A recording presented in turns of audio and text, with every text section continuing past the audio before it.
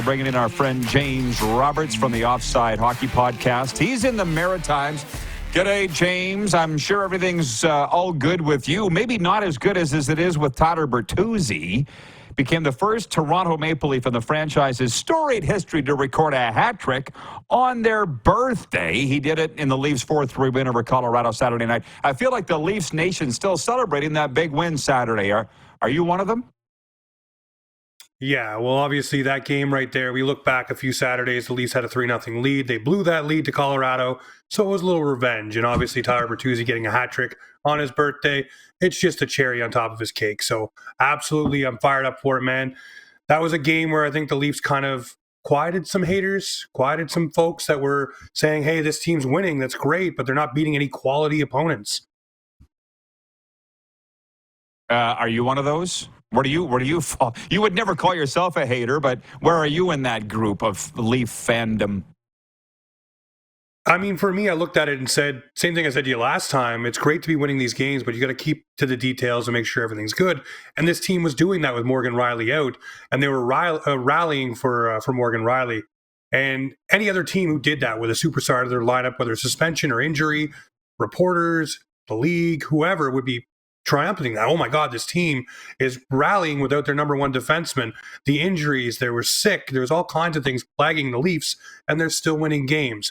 But everybody, instead of choosing that narrative, of course, it's the Maple Leafs. They're not beating great teams.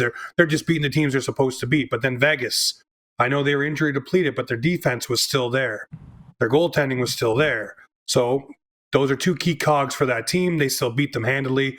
And then you beat Colorado. Not only do you beat them, but you come back and show that even when you go down and you don't have your best game, you still find a way to win. And what do good teams do, Rod? They find a way to get a victory. You know, I thought about our chat afterwards the last time, and I was never saying that you were wrong. It's just, a lot of Leaf fans are never satisfied. And I'm gonna parallel it or use, in a way, a sports metaphor. With both the Miami Dolphins here and my team, the Dallas Cowboys, all year it was you can beat teams below you in the standings, but you can't beat teams above you in the standings, or you can't go up north and on the road and win. Well, that's exactly what happened in the playoffs. They couldn't do that. So kind of what you're saying is if the Leafs play in the playoffs the way they have been at times this regular season, they're going nowhere. But how confident are you that they could go on a run? Or does it simply depend on the matchups, who they're facing in the Stanley Cup playoffs? Listen, Rod, if the team that's showing up right now with the Tyler Bertuzzi scoring, the Max Domi, you have a second and third line now with John Tavares playing with Bobby McMahon and Nick Robertson, not to factor in the fact Calle Jarnkrok is not in this lineup either yet, which will be a penalty killer, which is their Achilles heel. I think if this version of the team that's been rolling lately shows up, they can beat anybody in the playoffs, handedly. And you got Joe Woll coming back as well to either be your starter or backup. So they're looking pretty darn good. Like, it looks like they're getting deadline additions without having to trade for them, if you know what I mean. Guys are finally starting to show up that you want to show up. Calle Jarnkrok coming back, Joe Woll coming back. Most teams would love to trade for a Calle Jarnkrok or a Joe Woll. So I'm loving it, man. Well, you went there, the TD word, trade deadline. I'm seeing not just fans, but a lot of respected media pundits saying, what does this team need? What does that team need? I'm hearing it for Vancouver. What are you saying for the Leafs that they need in advance of the trade deadline? The Leafs need someone to play with Morgan Rielly. You don't want to break up the pairings that have been clicking. So you find someone, whether it's Tanev, whether it's Dumba, whether it's Sealer, Walker, whatever name. It doesn't have to be a hugely sexy name. It just has to be someone to play with Rielly. And then the other thing is, this team needs a bona fide penalty killer in their bottom six. I keep beating the drum for Blake Coleman. He's a guy I think that could really fit the mold, has the championship pedigree, went through the playoffs, knows the grind. But this team needs a bottom six penalty killer and a defenseman to play with Mo Rielly, which then probably pushes Giordano out of the lineup. And maybe there's something cooking today. We don't know yet. Timothy Liljegren is not at practice. So we'll see what happens there with him today, if he's in their trade or he's injured or whatever, and they have to bring somebody back up. So we'll see what happens. Knowing full well that it's an 82-game marathon and then the playoffs, at what time do you think they need to put the hammer down or put it into overdrive and go all out the rest of the way? Unless you think they should for 82 games, which is impossible. I'm kind of thinking that it's maybe the trade deadline. That's when you go hammer down. But for you, when do you think that needs to be? I think they should go hammer down as of right now. You're on a 7-game heater. Keep trying to pick up as many points as you can. Keep the spacing between the teams below you, the Tampa Bay Lightning, the Detroit Red Wings. Don't let them get back in it.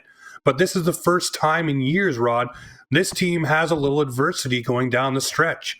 They have teams that can catch them. They have teams ahead of them that they want to catch. So they're not exactly locked in. Tampa can go on a heater and start winning games. Detroit's right there as well. So this team needs to start now, in my opinion. And you know what? I think you look towards the end of the season and start pulling guys back and seeing what you have in the cupboards for anybody who's nicked up. And one guy that comes to mind that may get signed ahead of the trade deadline is Kiefer Bellows down in the AHL.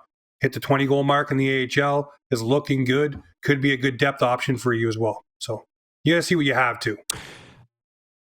Ted in Red Deer says, he says, what would Austin Matthews have to do in his career to be top 3 all time?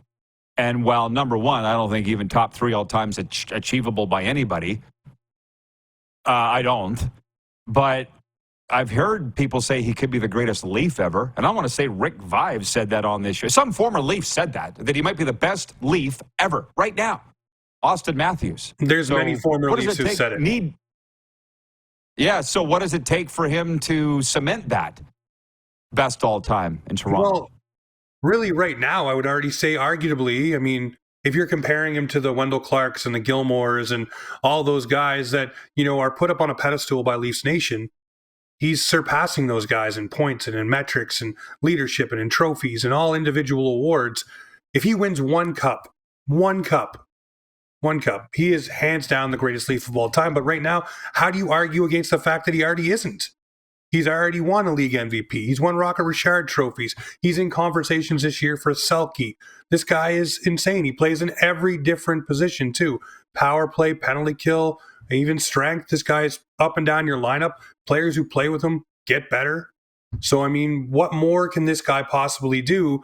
And he may end up being the greatest goal scorer the National Hockey League has ever seen. People are already starting to compare him to the pace of Ovechkin and saying, well, he's on a higher pace than Ovi. Maybe this guy could break, if Ovi breaks Gretzky's record, maybe Matthews breaks Ovi's record. And that conversation's already started by people that are way up on the scale than me. But I fully agree. If this guy can keep scoring like he is, how do you not keep him out of that conversation? It is a great question. But I was thinking about Ovi here the other night. And I'm like, whether you like the way he plays or not, you can't argue with what he's done. You can't, right? He's won the Hart, I think it's 3 times, got a Stanley Cup, got a Conn Smythe. He won the Calder 9 times, I think he's won the Maurice Richard, but he's not on the Mount Rushmore. The gentleman said to be top 3 all time. Well, who's on the Mount Rushmore of the NHL? Gretzky, Howe, or... And we'd have Lemieux. to think for the 4th, but I don't think it's Austin Matthews. Lemieux, okay, it ain't Austin Matthews. There's not a lot of room on the Mount Rushmore of the National Hockey League, not for Austin Matthews. No, I would say he has a chance to maybe be top 15 of all time in the National Hockey League. And by that, I'd say probably 15. And that's if he goes out and breaks Gretzky and Ovi's goal-scoring record if Ovi gets it. That's if he gets a Stanley Cup. That's if he gets a couple more Hart trophies. But he's got, like, everybody's talking about all this stuff as if his career is winding down. It's not winding down. It's in the thick of it right now, and probably in the thick of it for the next, 8 to 9 years. So let's see what he does, halfway through that stretch and where he is. David in Winnipeg says, Crosby on the Mount Rushmore? I wouldn't say no, but it's a debate we don't have any more time for here. James, good to see you, my man. Enjoy the hockey. We'll do it in the playoffs. Always. Look forward to it, man. Enjoy your time down in Florida. We'll see you soon. Thanks, pal. James Roberts joining us from the Offside Hockey Podcast.